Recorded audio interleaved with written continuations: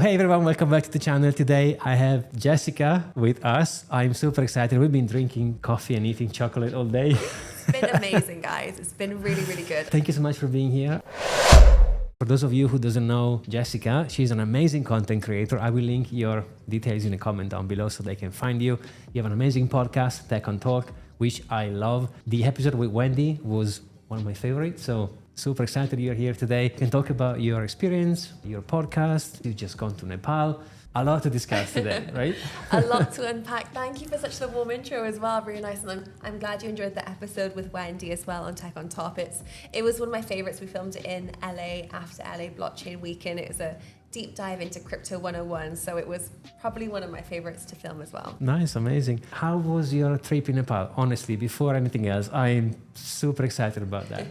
It was actually amazing. So I had taken a few months out of crypto and decided for my 30th birthday that I wanted to climb a mountain. So I thought, why not go straight to the big one and go to Everest, Mount Everest in Nepal. Wow. So the Himalayas have so many mountains. I actually wasn't aware until I went over. I didn't go all the way to the top. I went to base camp, which is 5,300 meters.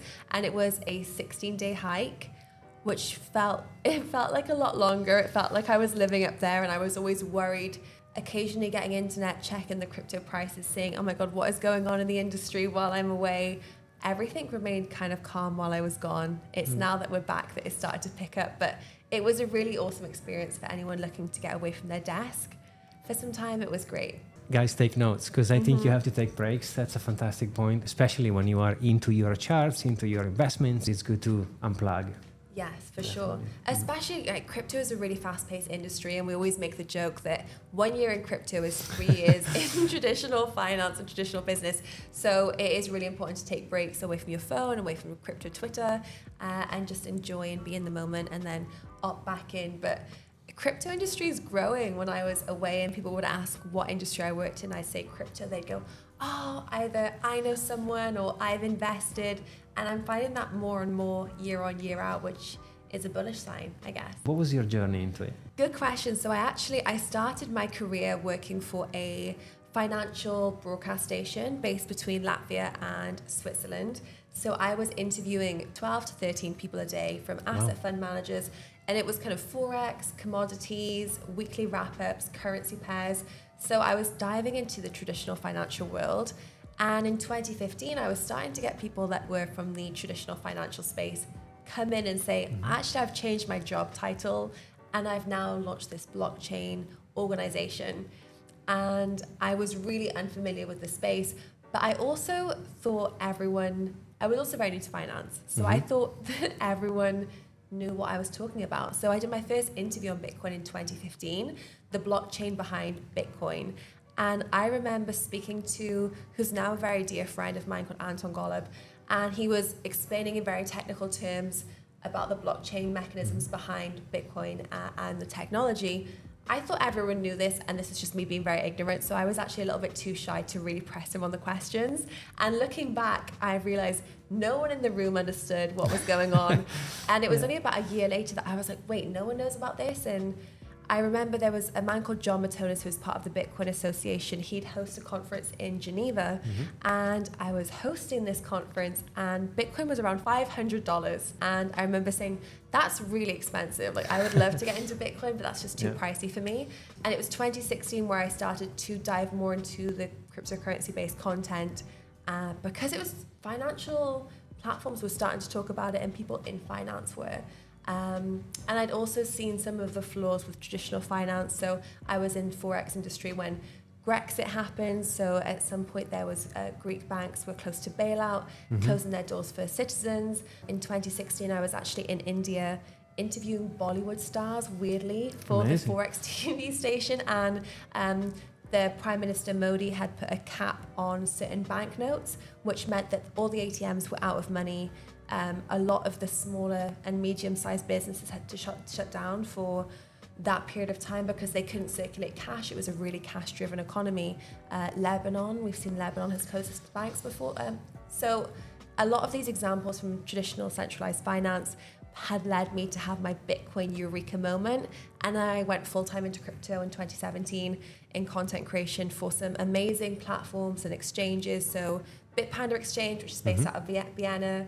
And I was part of the team that launched their stock trading, so fractional stock. You could buy Nike stock for as little as €1. And then over to CoinMarketCap, which did educational content. And when I was with CoinMarketCap at the time of the bull run, which was awesome to experience.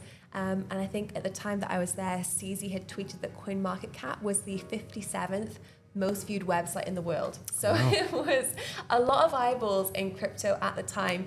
And I wouldn't have changed anything about my crypto journey. It's been amazing. Yeah, and thank you for letting us know your story. That's fascinating. Now I understand why you do such a lovely content. You've done it for so long, and now your podcast is so educational because of those reasons.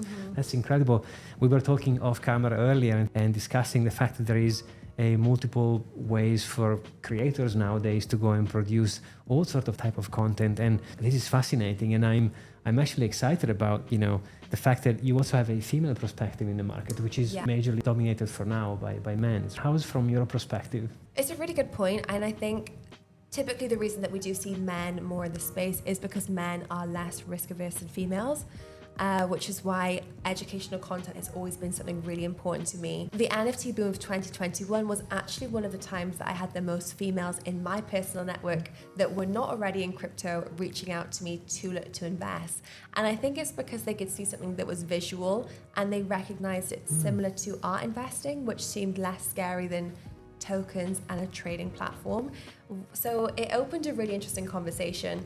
I think at the moment we do see a lot of FUD in the news. We see a lot of bad headlines on mainstream media. My mum, for example, bought crypto first in 2018, so she's pretty early on, but she will still text me if there's bad news about crypto and say, are you okay? Did you see this in the link? And it'll be to some normie site, BBC News, for example, is crypto dead? And she will ask me, are you okay? How are you feeling? And I'm, honey, I'm fine. Industry's not going down. We're past that point. And then recently, the news that we saw with the SEC suing Binance and Coinbase, these are the kind of things that do put off investors, and also investors are a little bit more cautious to get stuck in. The one thing I would say to people that are looking to start their crypto journey is just try it. Just start off by allocating a small amount that you're able to put in. Make sure you are using a platform which is protected in your jurisdiction and region. And then once you get to that next step, which is moving your funds off a centralized exchange, you'll start to see, once you have some skin in the game, you have some money and assets involved, it'll be easier for you to watch the space and watch the markets and learn what kind of things work for you. We were speaking off air, and we were saying that we both personally don't trade. I don't trade. I'm kind of a longer term investor. And I follow longer market cycles. And that's something that works for me. It means I can sleep soundly at night. I can go to Nepal for 16 days and not completely worry about my portfolio. And I would love to see more women in the space. So the reasoning behind the podcast was to have conversations with big entities, not just in crypto, but also in tech. So Google, a female AI data scientist for Google, one of the top LinkedIn AI voices, is a female. She's come on my podcast and spoke about how to get more women into STEM. Netflix, one of the founding executives, has come on to talk about how to make sure that your organization is the Netflix of the story and not the blockbuster. And I think we need to have more conversations about tech, NFTs. Like, you guys are doing an amazing job on the podcast as well, because the conversations and context before you jump on in is very important to helping make people feel they're making the right decision and they are fully equipped to assess in their own way. Thank you so much for your beautiful answer. I mean, there is so many good things you just said there. I think there is a fascinating interpretation of difference in mindset in investing. I think I never thought about it, but while you were describing it, I was like, actually, yeah, that makes sense, because I never thought about it. And I'm also excited about opening the option for more female coming into the space, because they will impact, like you said, everything in there. And interesting also the comment on the art. I never thought about that either, but it does make sense, because I think when you think about art, I guess it's easier to digest. And there is space, I think, for us as content creator to choose on which kind of format of content we want to produce. The market is so new. It gives us so many options. And I found I like best talking to people like you. They kind of had similar journey to mine. We kind of started more or less in the same time frame, and we have the same mindset. I'm not a trader either. I'm someone who someone invest and HODL, for the long. And when the market does its own thing, following the 4-year cycle or whatever you want to call it, then we can stomach it. I also recognize the FUD now, especially with the SEC and all the things going on. The market is taking a dip, but that's okay. Whatever goes down, goes up. But I do believe for the long term, it's definitely a good thing to stay in crypto as opposed to keep your money on the bank. Because you've mentioned some of the FUD, and all there is to do really is just keep creating content. And I agree with you. I think crypto is around for the long haul. And for those that have been in crypto since, say, 2017, 2018 was one of those years where I was thinking, is this the end now? Is this something where it's going to go down? Bitcoin dipped back to around $3,000 per Bitcoin, and people had not got enough. There wasn't enough in the space when it comes to foundations that had been built for some jurisdictions in some regions. So I was based out of Malta at the time, and Malta was working really hard to be recognized as the blockchain island and have a blockchain friendly jurisdiction. Now with the news with the SEC, there are some people that have not been in crypto long enough yet. They might have bought crypto last year at 2021 at $45,000 all the way up to 60,000.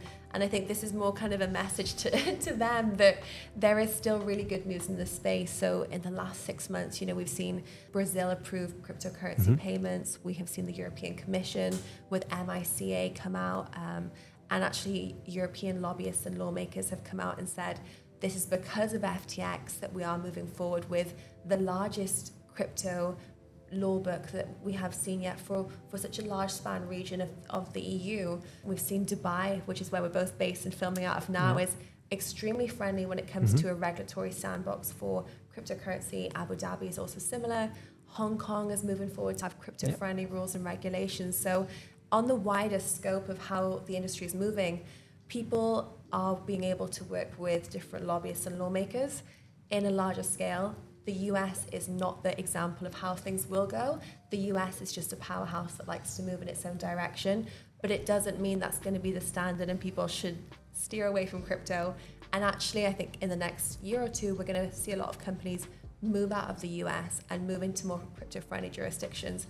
I mean, I was lucky enough to be in Switzerland in 2015, and Switzerland has been a crypto-friendly jurisdiction since 2015. I mean, FINMA has worked extremely well with different entities that are based there and had their doors open.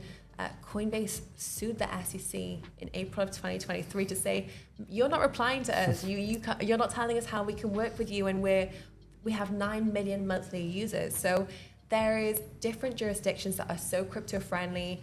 Mainstream media, I think, is doing a good job reporting on the overview of the big players, but there are big countries.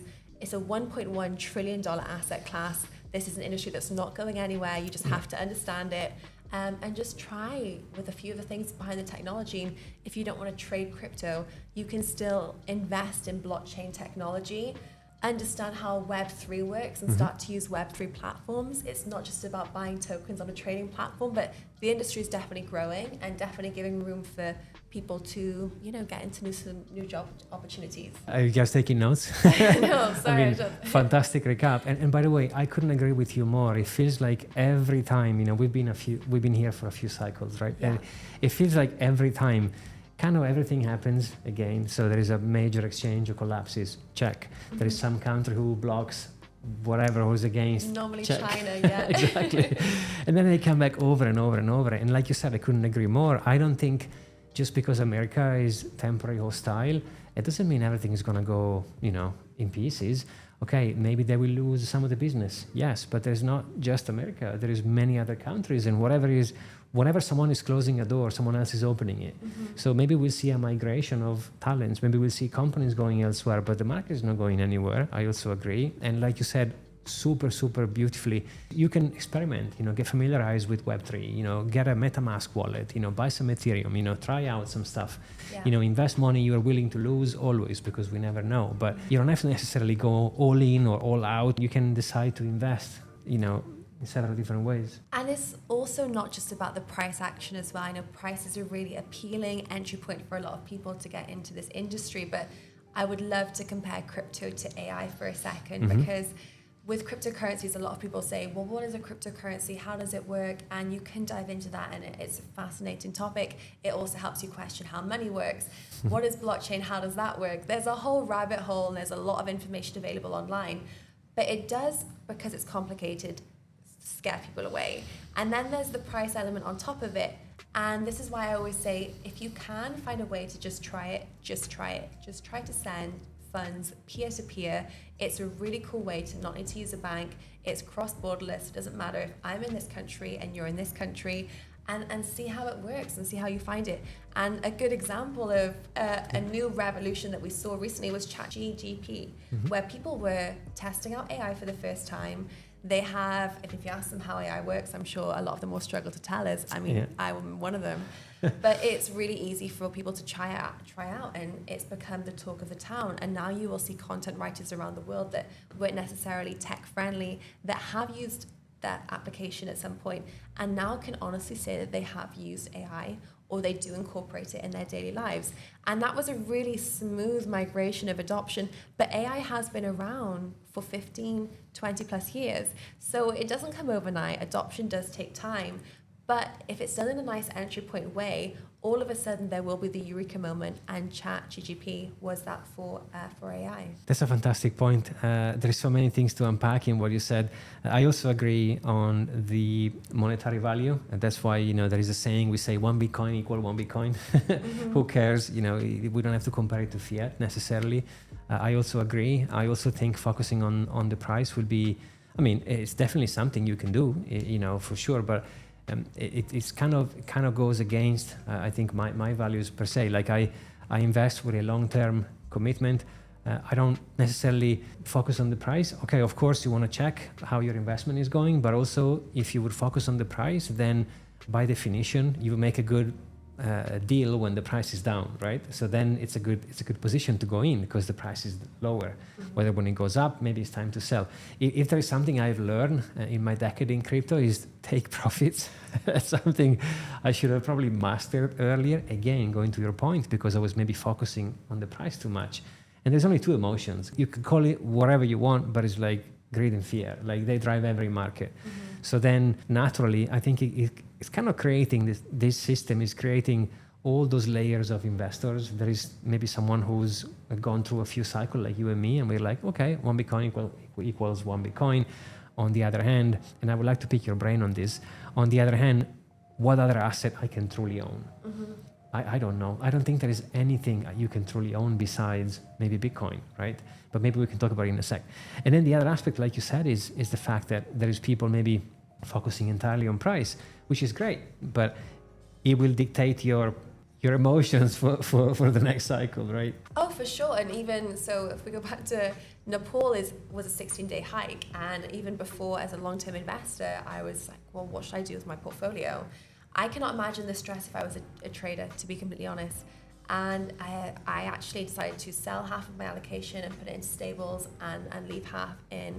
I'm mostly exposed right now to Bitcoin and Ethereum. Not financial advice, just to be transparent with everyone that is watching. Good picks. Thanks. I know you've got to add that in nowadays. You can't forget it. Yeah. But I was really thinking kind of over the time I was there, and occasionally, you would hike to this tea house and you would pay $10 for Wi-Fi, and I was like, please don't be $45,000 Bitcoin, because I'm going to be so mad that I sold half. But also at the same time, what if it drops to 19,000?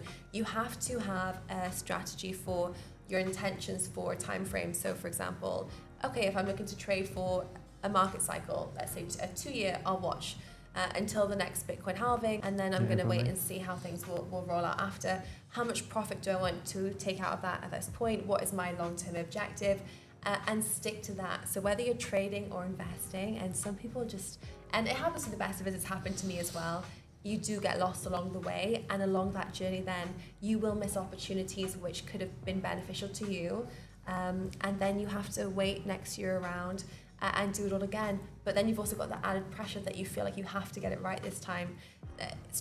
Not everyone can trade, and I have interviewed many traders over my years as a Forex journalist, and people will always drum into me as a journalist, not everyone could learn how to trade. People go to university to study trading. You can watch as many videos, but there is an art, there is a skill, and there is still a talent that will be rolled into it. So don't put too much pressure on yourself. and find a strategy rather than a trading strategy. Find a strategy that works for you. I completely agree with you. Again, guys, take notes because Jessica's amazing.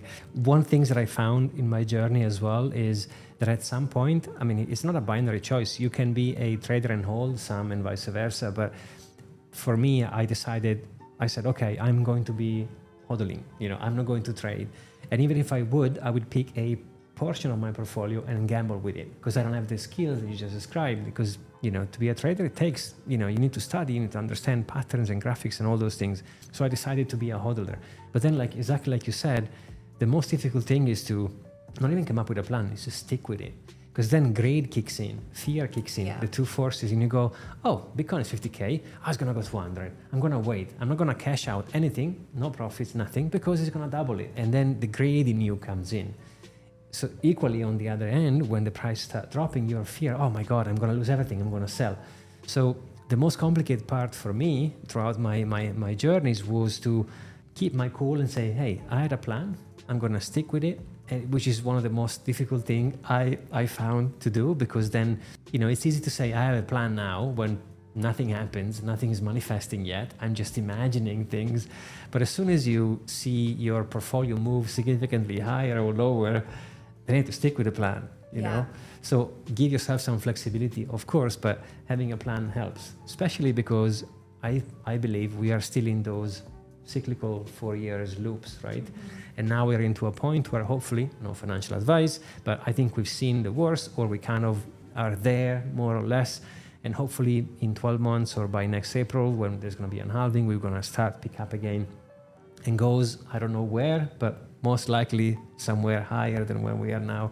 So for me, the two weapons I have are DCA, dollar cost average, and HODL. These, they work out to be okay because I'm not that trading mindset.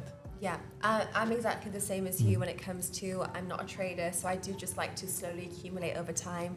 I was extremely lucky this year that I was looking to move back to the UK, and then suddenly was like, oh no, I can't deal with the weather. So I had taken money out of cryptocurrency sometime last year, and then in January when the price was dismal, it was a very dark time for crypto. I rebought again, which has worked out well. And I don't plan to sell much more at this prices because it just doesn't make sense, but I will look to accumulate over the next few weeks. So I'll see how things play out. With the media, we're saying that markets are starting to, I'm expecting a little bit more of a lower price point. But you're right, in the build up to the Bitcoin halving, you'll hear a lot of rumors and you'll hear a lot of slogans in crypto, kind of buy the rumors, sell the news. So in the anticipation of the Bitcoin halving, we might see some interesting build up in price action, and then see how things go from there. But the industry as a whole has grown exponentially in the few years that I've been in the space, and it's something that I don't see going away anytime soon. And on top of that, the things that are being built, how you can purchase with cryptocurrencies. In Dubai, you can purchase a house, a car using crypto. I pay my dentist in crypto. You pay your dentist in crypto. I will send this video to my dentist and say, guys, come on. Better follow up. Yeah, it's true. So there's so many things that you can do with cryptocurrency, and so many people are starting to talk about it as well. And also this bridge between traditional finance and crypto. So now you've got cryptocurrency, centralized exchanges have now got crypto cards. People are making it easier to store crypto. So for a lot of people that are on the pipeline waiting to get in, I think this is a really nice time to get into the industry. I actually think as well, what we are seeing from the SEC and Gary Gensler, he is attempting to protect investors. I don't agree with the method that it is going on. I think if you are watching this from the US, it is a really scary time on how you should navigate with US focused stable coins, for example. Like there's a lot of uncertainty there, whether they classified as securities or not. BUSD is an example. If you are using Binance as a exchange platform based out of the US, it's going to be really tough. A lot of us were really surprised that he has put this potential blocker on people being able to move funds out. But what it is showing is that regulators are looking to protect investors at all costs, and we need a cryptocurrency cleanup after every bull market, and scams are really prevalent in the space, and spotting scams and making sure your investments are something which is safe and reputable is really, really important too. I agree, and I think it's super interesting. Like if you think about what happened with China previously, they blocked everything because they wanted to build their own currency. Yeah. Now that they are working on it, they unblocked softly. So I think maybe the US is going through the same phase where they are protecting for as long as they want to build their own, and then they're going to open again. But I agree with you. There is a lot of people. There was a video I've seen of Kevin O'Leary, and he was talking about the fact that he would have fired the CEO of Coin, and I was like, okay, why? And he was like, oh, because, you know, but then he, in his madness, I think he said some interesting things. He was like, well, there's people waiting for regulations happening. So it's going to be interesting to see how the market is going to develop, because at the end of the day, like you said, I couldn't have said any better. There is definitely forces, and they are battling to kind of finding a balance there. But I don't think it's going anywhere. I completely agree. And even if you think about it, like you said, rightfully, let's assume we are significantly going to find a much lower price point where we are now. It doesn't matter, I think, in the long term, because there is no other asset, my opinion, that you can truly own entirely that's going to give you those rewards. Even if the price would go back to whatever number you can think of, right? In my opinion, it will still go back to his previous high anyway. So whatever you buy at 20, at 10, at 15, at 30, if you have a long-term view and you know it's going to go to 100K eventually, it's the best deal ever. No financial advice. And just to comment on a few things you said there as well. So the Kevin Leary link that I saw, I think it's on CNBC. I also watched it, and I thought it was really interesting what he'd said, because he said that if he was working with Coinbase or he was part of the board, he would fire Brian Adams as CEO because of how he's been working with the SEC. And I think we have to remember with the SEC and Gary Gensler that Kevin O'Leary was heavily exposed to FTX and was an advisor on the board. The SEC didn't go after FTX, and according to the Bahamas Authority, FTX had misused, the figure they've given is $3.5 billion of investor funds. So there is this thing of, you know, everyone is kind of, there are wolves in sheep's clothing out in the cryptocurrency space, and it's really hard to work out how to be careful and how to kind of navigate. So just to kind of underline for people that are watching, you can hold some of the major cryptocurrency assets, but if you are going to hold anything, take them off centralized exchanges or lending platforms, because you don't know who to trust. And it's just better to not trust but verify that you are your own custodian is kind of the first point. Because I saw that interview and I thought, Kevin, you know, it's easy for you to say that, but a year ago, November last year, there was a tough time with you being in the spotlight. And then something else that you've mentioned, but I've had a mind blank because we're here in Dubai and there was someone that just went past on a hoverboard outside and that distracted me just a little bit as well. Was that maybe in relationship to the price, that it can go super down and it goes? Yes, it was.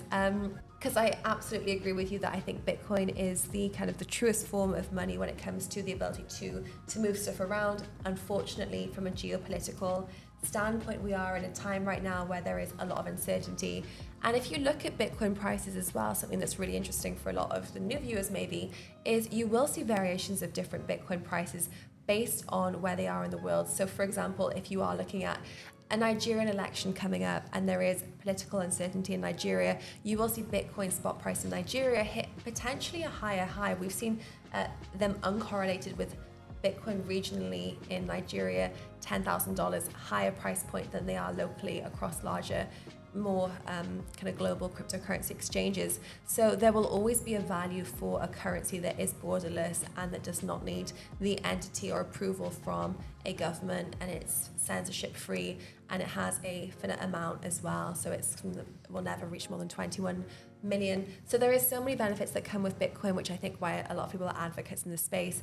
And the Russia-Ukraine situation that we did see was a really good example of how cryptocurrencies can be used as a resource to get funds in and out of war-stricken areas and to provide support. So there is use cases constantly that come up for decentralized money. We need this now more than ever, and it's kind of difficult for us to say here because we're in Dubai where everything is shiny and nice and works extremely well, but there have been processes among other people's lives. And I'm sure some of the people that are watching, everyone has different eureka stories to cryptocurrency. One of the first times I heard about cryptocurrency from a kind of a female empathetic point of view, and I fell in love with it because before that I was interviewing people and it was more focused on price, was there was an Afghanistan literacy program which was run by women, and at the time it was illegal for women to own their own bank accounts. So it would either be their brother or their husband or their father that would own their bank account. and own their assets, which is why in cryptocurrency we're always saying that self-custody is so important. So people were creating content and writing blogs online and getting paid in Bitcoin. And with that Bitcoin, because as a woman holding Bitcoin, it doesn't matter your gender, your race, your ethnicity, the location or globally that you're in, you're able to obtain a cryptocurrency wallet and receive Bitcoin, able to accumulate Bitcoin and then buy laptops online using platforms and tech sites that accepted cryptocurrency at the time. I believe this was 2014, and then start a fueled business which was hiring women, employing them and giving them their own source of income. And I remember listening to that, and I'm not sure if I can swear on here, but I was like, holy this is like exactly what we were looking for. This is something that I personally, as like a woman in the Western world, didn't realize that we needed, and there was such a problem and pain point. But that was my eureka moment, absolutely. And I love giving that example to people because it does underline exactly why we are in this space and why we do need this technology now more than ever. Censorship across social media platforms is growing, which is why we need Web3. So it's such an exciting time to be here educating people on this amazing technology. I'm deeply enjoying this conversation. So first of all, thank you for reminding everyone to take their money off the exchanges, not your keys, not your crypto. We say that not enough, 100%. So thank you for reminding that. And thank you for everything else, because you highlighted something so deeply important attached to the technology itself, which oftentimes gets forget because of the price or whatever, or politics or whatever. This is supposed to be helping people to be free from oppressions, free from banks. I mean, I don't know if I hate more banks or government, it's a good one to pick, but Bitcoin solves that. You know, there is even a saying, Bitcoin solves this in Bitcoiner communities, because it solves all the problems. I mean, think about the hassle of opening a bank account.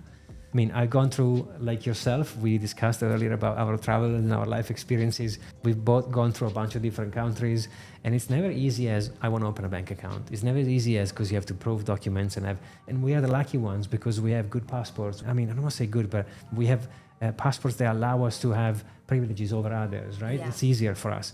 But there are places where people don't even have maybe the option, but they have a phone. And if they have a phone, they can download a wallet. If they have a wallet, they can get money in. They can get Ethereum, they can get Bitcoin. So it's going to help them moving, like you said. It's going to help their businesses. And it doesn't matter. And it's portable, it's divisible, it's unconfiscable. So there are so many advantages. I mean, I was talking to a friend not long ago, and we were debating of ownership, right? Mm-hmm. And I was like, okay, well, I own my real estate. Well, you think you own it, but you don't. Because think about Russia and Ukraine. For those whom had assets, they've been taken away. So you own it until they let you own it, right? Yeah. So then, okay, check. What else I have? Okay, I can buy gold and bury it, but someone can find it. You know, so, and I can't cross border with a bag of gold. I mean, good luck with that. Customer's going to say, wait, where are you going? Come over here, confiscated. So, okay, what is it you have left? Okay, cash. Cash is destroying itself. So, okay, next, what do I have? Okay, I can buy art, but art, you know, I can go, but then again, it's physical. And what if there is a fire? You know, if you go down to a list and you literally put next to each type of asset or whatever you can own, I mean, there is not much left, right? Yeah, absolutely. And if you look at the characteristics of money, I think there's 7 points, and you should tick them all off as you're looking through, which is what makes a viable investment, and cryptocurrencies really kind of top the list when it comes to why they're interesting. And you've mentioned something interesting there, which was when it comes to different regions adopting cryptocurrency in different ways. I'm from the UK, and I feel like the UK hasn't fully adopted cryptocurrency yet on the ground. So people that are my age, that are looking to acquire new assets, maybe diversify their investing portfolio, and cryptocurrency being one of them. But in Latvia, where I was living between Latvia and Geneva working for the station, Geneva, Switzerland's very pro-innovation, pro-technology, and also the regulations made it interesting. You could actually pay for a train ticket using cryptocurrency in 2018, which was cool. Yeah. Latvia, on the other hand, in 2017, I remember walking into this restaurant, and 3 different tables of groups had CoinMarketCap open at the time. And I was thinking, this is going to be big. This is really interesting. And it was I'm putting that down to the collapse of the Soviet Union 30 years ago. People had saw the collapse of the ruble, the reintroduction of Latvian lats, and then the migration over into the euro. So they've seen uncertainty with their own currency. If you have savings in Russian rubles and then that collapse, they've been brought up with their parents that had essentially had to start from scratch, because once the Soviet Union collapses, you have to rebuild everything. Some people could make it and some people couldn't. Some people had something and then they lost it. So there was that uncertainty there, which was, I don't trust my government. I don't trust how in control they are of my movements when I am just a kind of puppet in this puzzle. And then when you look at different regions that are more likely to adopt cryptocurrency, we've got, for example, Thailand, the Philippines, where they're really heavily based on using their phone and phone acquisition, kind of pay per minutes. Also different countries in Africa where that's actually a form of currency. A lot of people don't have bank accounts. So they will instead use their phone minutes as a form of currency, or SIM cards with the ability to make payments. They're going to adopt cryptocurrency faster than the United Kingdom or the United States. So there's also witnessing this shift in the next 10 years to which countries could potentially have a richer cryptocurrency population than others. And especially with what we're seeing now in the US might not be top of that. It's such a fantastic point. It reminds me of the work of, for example, Charles and Cardano are doing in Africa with mobile phones and all of these things. And it's fantastic, like you said. I couldn't agree more. I think it's larger than people sometimes think about. I think about it is like, what, 4% of people are now invested in crypto? Fascinating to think about it. Is like, not necessarily places like the US are going to maybe drive force it, because they don't technically even need it as much as some other places. So it's going to be fascinating to see how it's going to shape up. But I'm for sure, I agree with you 100%. This is not going to go anywhere. It's growing, it's becoming bigger and bigger, and people are going to invest, build. And then it's going to be one of those things where the more people build, we're going to build on top of each other, and it's going to exponentially grow and up to a speed where you blink twice, it's 2030, and you couldn't even imagine. I mean, think about your life without internet. You know, I remember the days when there was no internet. I remember when there was no Google. But now people cannot think about it. We used to watch movies like Back to the Future where he was FaceTiming someone, and we were like, whoa, this is the future. You can FaceTime people. Now not in Dubai because you can't, but elsewhere you can FaceTime people. So it's going to speed up so fast, and it's going to snap, and it's going to become, I think, reality. And you said something really interesting there, which was you can build on top of it. And for a lot of people that are watching, it's a statement that you hear, but I don't want it to ever go over people's heads, because really what it means is you can actually physically build on top of layers like Aave, Cardano, Ethereum, and if you have an idea, you don't have to write to Vitalik from Ethereum and say, hey Vitalik, I've got this really cool idea of this ERC20 Can I borrow your technology? Am I able to build on top of it? You can formulate a team, you can do it on your own, you can learn how to Solidity dev, and you can just jump in and build this ecosystem and contribute. And if it adds value to the space, it will work and people will join you in this mission. And that is the most incredible thing, because Silicon Valley and the opportunities that were in Silicon Valley were closed doors, and they have been and they always will be. And the opportunities now are level. The playing field is completely open. If you've got talent, if you've got an idea and you want to hustle and grind, come on board. And I love the example of Charles Hoskinson and Cardano with what they're doing in Africa, because on top of Cardano, Mickey Watkins, the CEO of World Mobile, has built this amazing... It was on your podcast. He has been on I was listening to it, yeah. And I love it, because I love any examples of blockchain technology being used by real people in the real world. And one thing that Mickey always says is, we talk about banking the unbanked, but first of all, before that, we need to connect the unconnected. And there are billions of people that still don't have access to the internet. So by using blockchain nodes built on the Cardano ecosystem, they're able to contribute, and they're fully operating in certain areas of Africa. So Tanzania, Zanzibar, for example, and they've changed the lives of towns.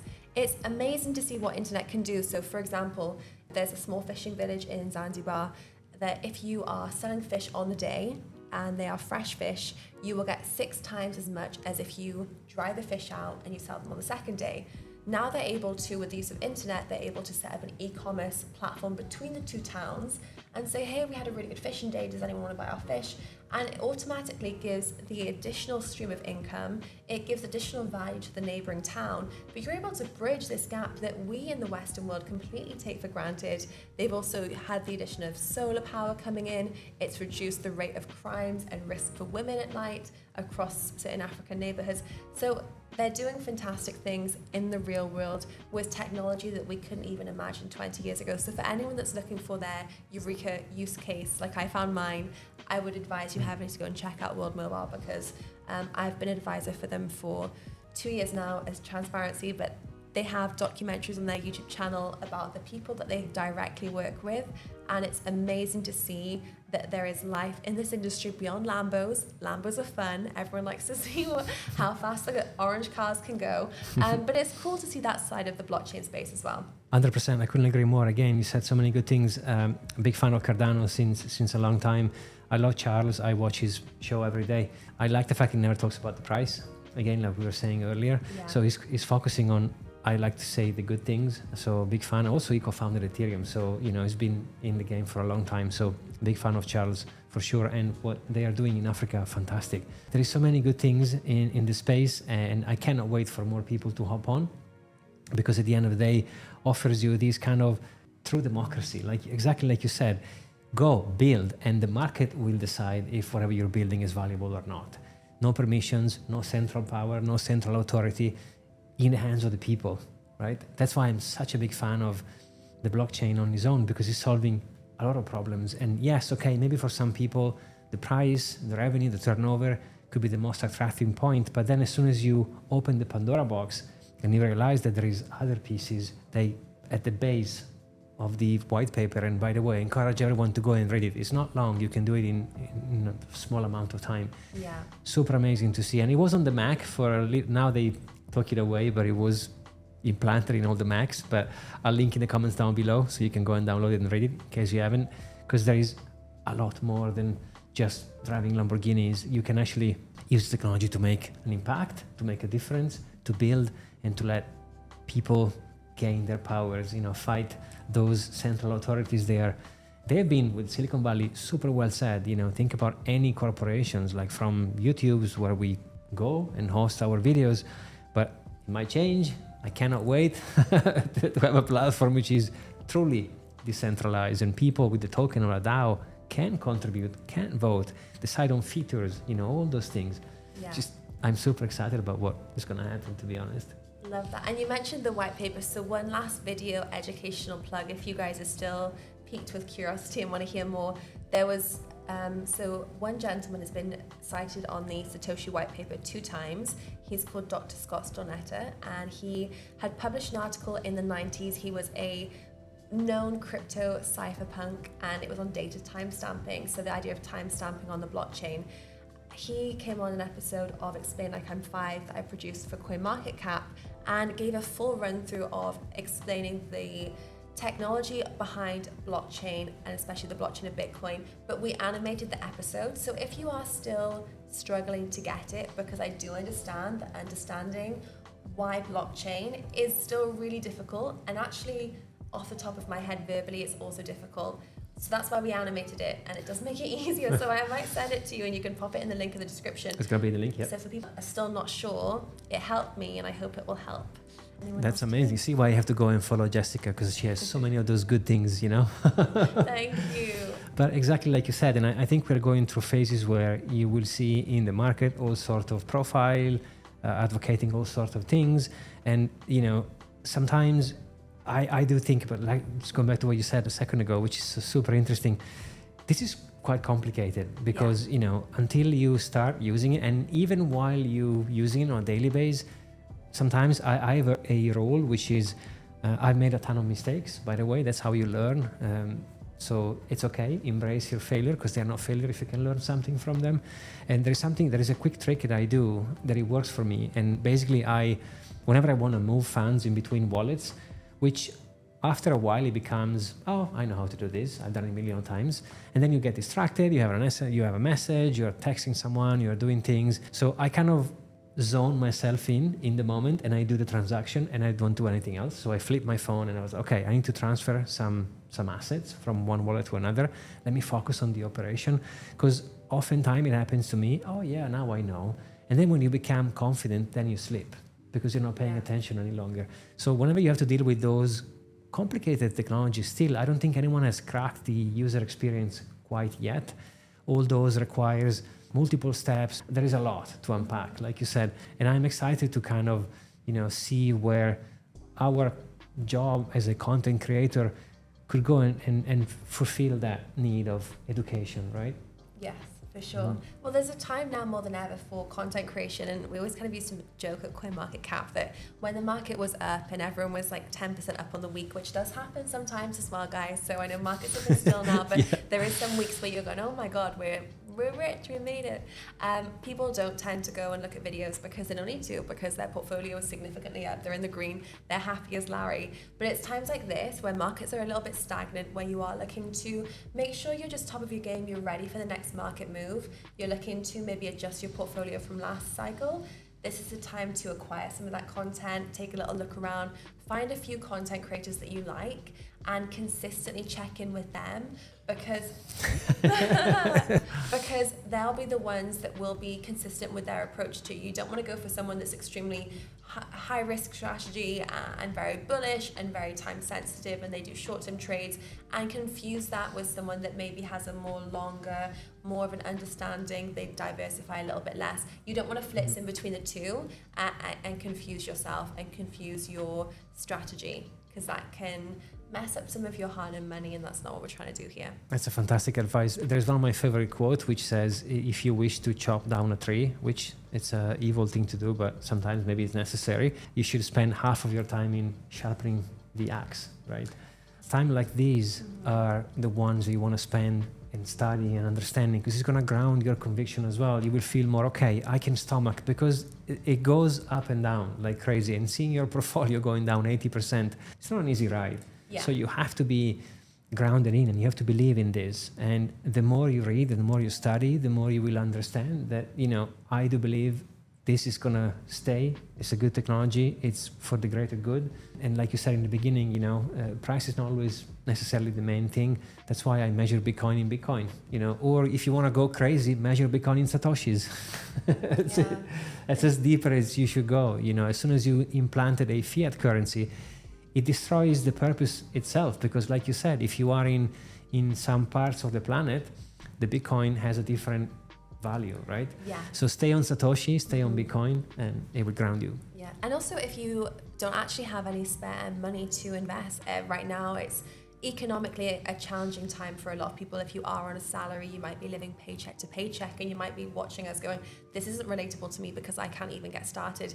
But there is ways that they are constant new hires in the blockchain and cryptocurrency space, and you can do some work and get paid in crypto. So you can do some part-time work on a Saturday or a Sunday when you do have some more time available, ask to get paid in crypto, maybe ask the team what kind of wallet they would suggest, or if not, this is what YouTube is for some content. But that's also a nice way to accumulate some cryptocurrency over time without you having to put additional funds into. Yeah, fantastic advice. There is many ways to accumulate. Make sure that if you do decide to invest into this technology, do it with a plan, like you said initially, which is a fantastic point. And yeah, I have nothing but excitement. And honestly, I don't even know how to thank you. This has been phenomenal. Thank you so much for the invite. We've known each other for probably almost like a year and a half, and we have to sit down and do this. So thank you so much for the invite. It was great to have the conversation, and I'm sure we'll be having more. And you need to teach me how to replicate this amazing setup. For those of you that are watching, there's a lot going on here, which looks amazing. Thank you. Yeah, it took me a lot of tries and errors, but I think I have to move around, maybe having a guest more often, because I love this dynamic, and maybe you can come back whenever you want. By the way, open invitation. But yeah, of course, I can share everything I've learned. Amazing. Well, thank you so much for having me on. Likewise, and guys, thank you so much for watching. I will share Jessica's link. Go and check her out, because you won't regret it. Thank you so much for watching. Jessica, again, thank you. It's been a pleasure having you. Thank you. So much fun. Bye, guys.